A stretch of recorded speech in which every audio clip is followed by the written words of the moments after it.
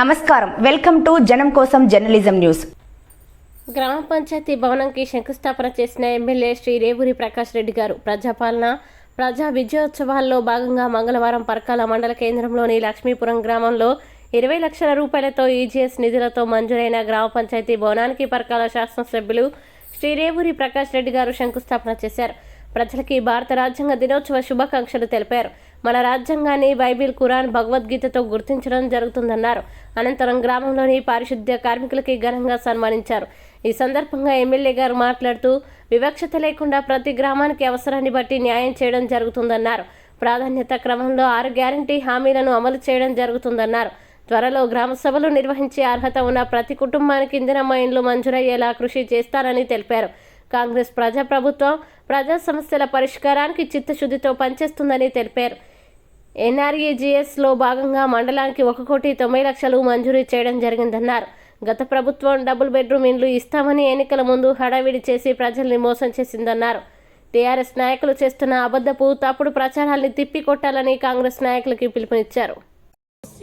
శ్రీమాన్ రేవూరి వంశోద్భవస్య గంధద్వారాంధరాధరుషాం నిత్యపుష్టాంగరీషుణీం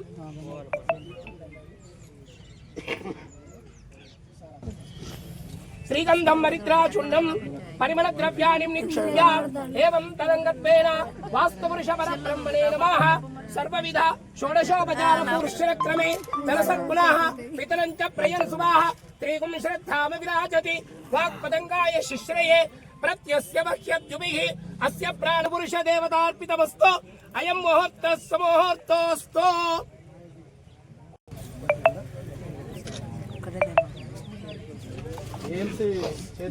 ప్రభుత్వంలో ఉన్న నాయకత్వమే ఈరోజు రోడ్ల మీదకి ఎక్కి రైతులను అందరినీ రెచ్చగొట్టాలని చూస్తున్నారు. కానీ నేను ఒకటి అడుగుతున్నా, అందరినీ మనం రాజకీయాలు కొంచెం పక్కకు పెట్టండి, వాస్తవాలు గ్రహించండి అని అంటున్నాను. డబుల్ బెడ్రూమ్ ఇండ్లు అన్నారు, అక్కడ కొన్ని ఇక్కడ కొన్ని ఏదో అట్లా మచ్చుకి ఇట్లా చేసి టీవీలలో ఫోటోలు వేయించుకొని సంబరాలు చేసుకున్నారు. కానీ మీకు ఇండ్లు వచ్చినాయి అని చెప్పి నేను అడుగుతున్నాను, ఎంతమందికి వచ్చినాయి? అది పోయింది. డబుల్ బెడ్రూమ్ ఇల్లు పోయి 5 లక్షలు ఇస్తామని అన్నారు, 5 లక్షలు పోయినాయి. ఇంతకుముందు మళ్ళీ తమ్ముడు చెప్పినట్టుగా 3 లక్షలు ముచ్చటగా ఇస్తామన్నారు. ఇప్పుడు వాళ్ళ పరిస్థితి నిజంగా గమ్యగోచరంగా ఉన్నది.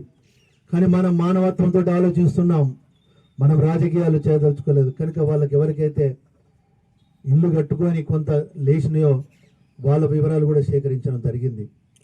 వాళ్ళకు కూడా తప్పకుండా న్యాయం చేస్తాం మనం, దాంట్లో ఏం అనుమానం లేదు. అదే కాకుండా మీరు చూస్తే మొదటి సంవత్సరం 1,00,000 రూపాయల వడ్డీ రైతుకు రుణమాఫీ అన్నారు. చూస్తే వడ్డీలకే సరిపోయినాయి, కానీ అసలు అట్లే ఉన్న విషయం మీ అందరికీ తెలుసు.